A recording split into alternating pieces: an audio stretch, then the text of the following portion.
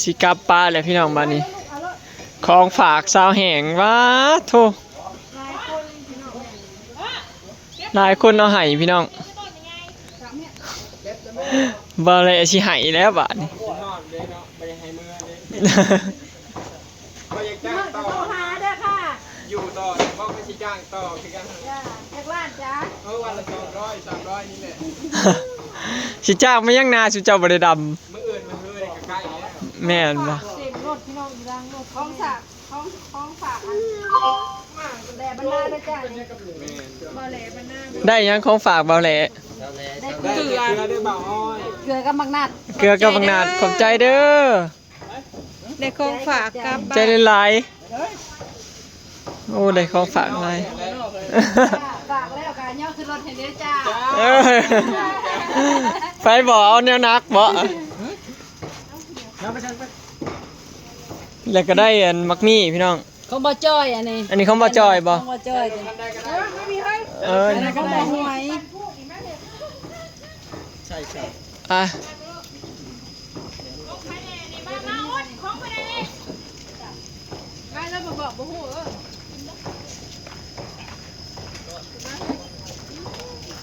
พี่นาละใส่ลิฟต์เด้อพี่แห้ง คนนี้ยายรุ่นกันทำไมเนาะคนนี้เจ้ากับเขาเบามี เออ เรียนรถดิเรียนรถดิของพ่อเจ้าตัวนี้มันเจ็ดสิ อืม ชื่อเยอะ บะหมี่ อืม อันนี้กับบะหมี่ เออ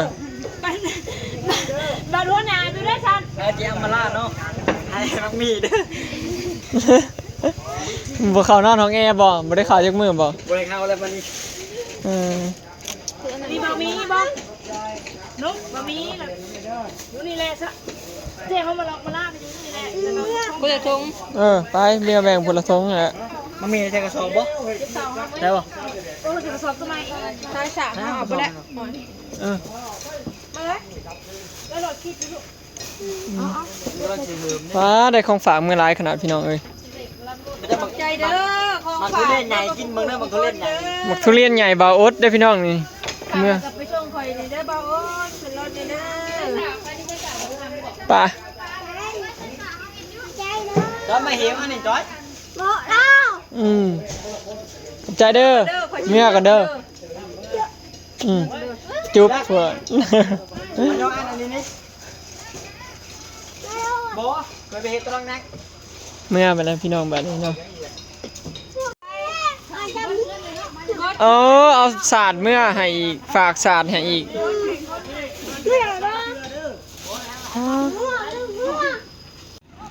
แบกขึ้นรถบานนี้พี่น้องจะอีกอย่างอีกอย่างเต็มรถเมื่อพี่น้องป้าเถอะ อ้าวกินไปกินมันนี่มันนี่ก็ได้มันนี่จักมาอันนี้ตั้มกินนี่ กล้วยทานี ตั้มเต็มแดงก็ได้แซ่บอยู่ ป้าพี่น้องจะเต็มรถเมื่อทั้งศาสตร์ทั้งยัง สุกบ่ตัวนี้กำลังเหิมนี่ ตัวนี้กำลังชีเฮิม ตัวนี้มันมีนั่งตัวนี้มีพาย อืม คอกระหูจักเหนือมัน ไปเอามาคอเลน โอ้มีมาคนแรกผมมัน มีอยู่บน เธอหน้า น้ำบ่ อืมมันคิดได้พอกันอีกกี่ดอก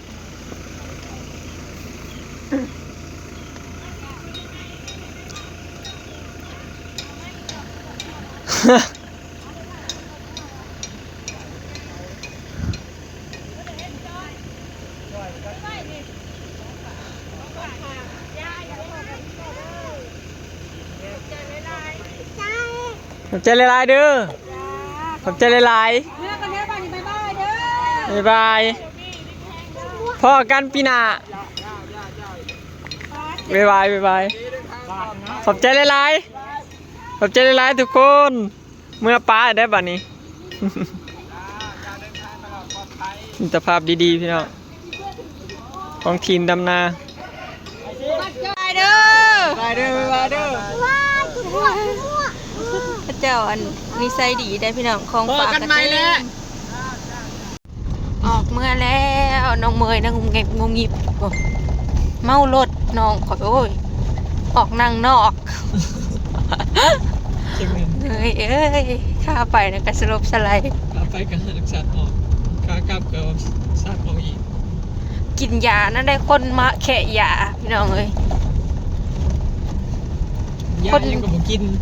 ยายังก็บ่กิน กินบ่ได้ กินบ่ได้กินยังก็แค่ ร้านแอนตาซินแซ่บๆหวานๆน่ะก็ยังบ่กิน ชิฮอดอันนั้นนี่เนาะบัดสร้างได้เนาะเบิ่งทางคุมบัดคุมมันเลิกแล้ว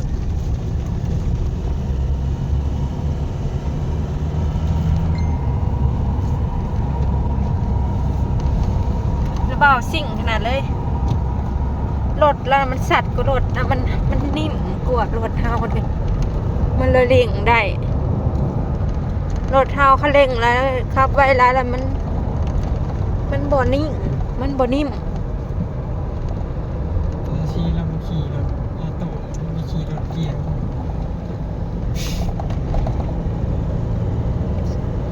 สัตว์ปุดถูกไปรถสน เราใส่เกียร์หาเกียร์หก ตอนนี้4 โมงแรงแล้วจ้าเพื่อฮอดพุ่นก็5 โมงกว่าฮอดบ่ หาโม่กลัว ใกล้สิฮอดจังสิโทรบอกบ่มีถ่ายคลิปเรามาอยู่บ่คนนั้นน่ะฝากของมาเต็มหลังรถเขาเจ้าค่ะน่าฮักทุกคนเลยเด้เมื่อกะหาข้าวหาน้ำแล่นมาสู่กินเช้าเหงแล้วก็แต่ละคนน่ะก็ได้ของฝากเนาะทั้ง10บ่ลวงหลายแต่เป็นน้ำใจของเขาเจ้าเนาะเอ้ยเด็กเกลือได้มักมีอะไรแต่ละคนน่ะบ่าวจอยเพิ่นได้มักมีมาฝากเพิ่นอีกเด้ เราจอยก็บอกอุด เออ บาอุดมีแพงมา เด็กคือมักนัด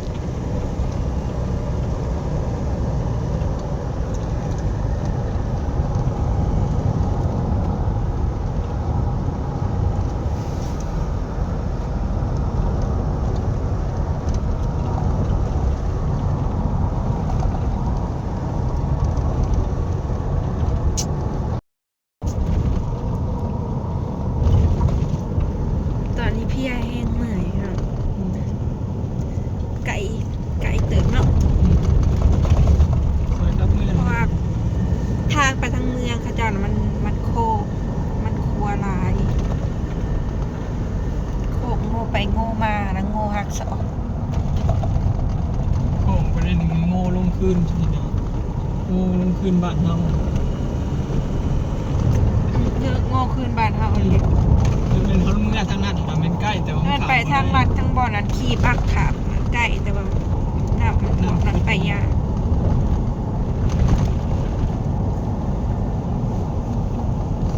หิ้วเขาเลยขนาดผมบริขับรถยังเพลียเหมือน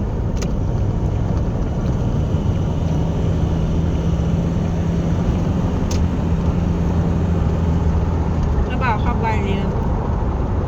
ไม่อยากลอยเศร้าพูดหรือเปล่าเราเด็ก เราผ่ามือหนังนี่เนี่ย น้องเมย์น่ะนอนอยู่นอกรถล้างรถนะ บริขี่ไว้พี่น้องว่าบริขี่มันแต่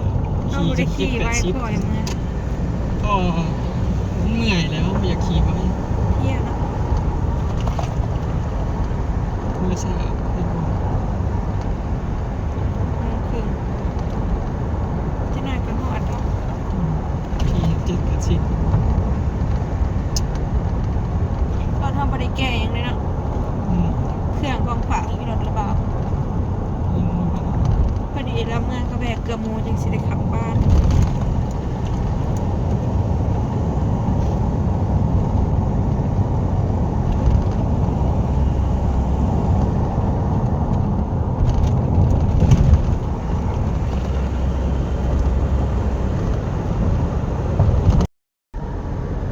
น้ำทามขี่น้ำพอกมันเมื่อย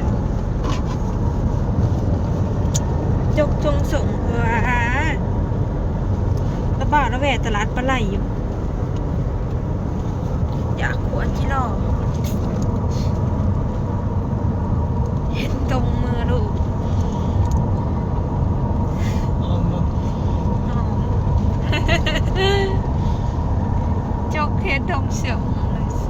สบมือลูกก่อยเอ้ยนี่อยากซื้ออันนะ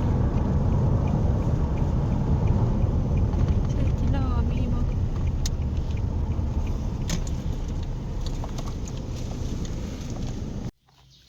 หอดเดือนแล้วเว้ย บุญหาแม่ผู้สิว่าได้เสร็จ โอ้ยแพงกามน้ำแล้วนี่นะ ไม่จะใช้แป้งที่คนเราใส่ไป จะชอบมึงหนาก็ ข้าวโอ้ยฉุย นั่ง อยู่กับไผเบิดมือว่าไผกะอาบน้ำแล้ววะเนาะจะเอจะเอ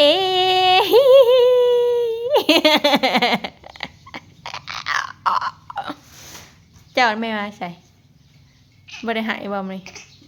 บอล เฮ้ยมาหอดแล้ว สบายดีเบิ่งกันเบิด สบายดีแล้ว สบายดีสบายดีลูกสบายดียังไงเพื่อนแม่เนี่ยสบายดีสบายดีสบายดี เออนั่นแหละสบายดี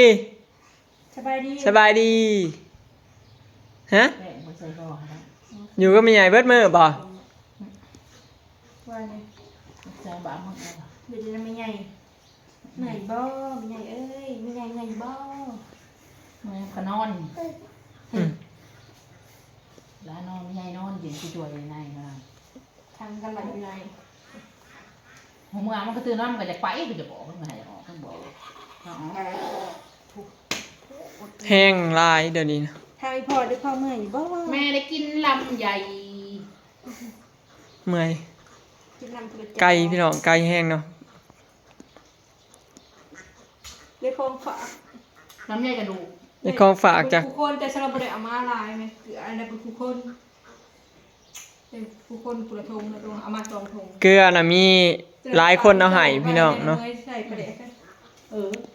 ไปใส่ปลาแดกยำตรง โอ้ยยุ่งกินบ่ดิ ยุ่งจัง คือบินไปกูเลย กับม่วนอยู่พี่น้องเนาะ ก็จะเห็นว่า ถือว่าเปิดประสบการณ์ครั้งแรกที่ไปบ้านน้องบัวหลวงเนาะบ่เคยไปจักเทื่อไปทางนั้นน่ะโคตรไกลเลย น่าสวมดังหมูโอ้ย เวทเช่บ่ หลายครัวพร้อม แท็กซี่จะครัว จางตั อัน ว นี้ได้มาสวมดังหมู่บ้านเนี่ย หลายซีหลายครัว โอ้กินข้าว ม่วนพี่น้องเนาะสรุปก็คือปีนี้ม่วนมื้อนี้ม่วนอยู่ แฉะบ่ อบอุ่นดีเขาเจ้าก็ต้อนรับดีเนาะ แฉะ มัน บ่ ทานก็ให้ แฉะบ่แม่ต้มข้าวไม่แฉะบ่โอ้ยซื่อๆค่ะมาซื่อ เอาเนี่ยแมวหายเอา มาอีนางแล้วเว้นเกิดเครื่องมือแม่น่ะดมทงมือถ่าย จนเจ็บ ใช่เดี๋ยวนี้นะบ่ได้ยุ่งหนาหมู่กลางคืนนี่ แนม อยากนอนเลยอยากยุ่มหนาแม่แม่ แน บ่ ม ยุ่มหายสักงักไป แนมสิกินอย่างเดียว นางแลนทองจับเอามันคายเลยลูก เอาหมาหนึ่ง แหลมทอง มันหนึ่งกับพ่นงับเข้าปากแล้ว เดี๋ยวน้อยเนาะแล้วก็มันจะเพิ่นบ่ได้เพิ่นเหน็นนะ สูงกว่าเก่าคือว่ารู้สึกว่าตัวยาวขึ้นกว่าเก่า ช้ามือเลยตาไปลงมาบ่ตาชลงมาดิ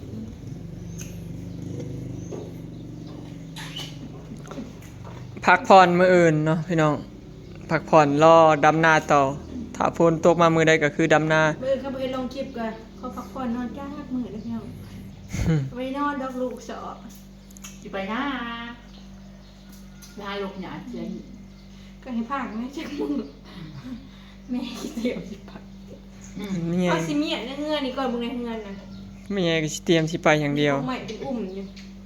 สิพักแล้วพักเด้อจังหน่อย เวลาฮอดสิเมียนแท้ พาพักแล้วพาพักจังหน่อยสิลงดำนาต่อ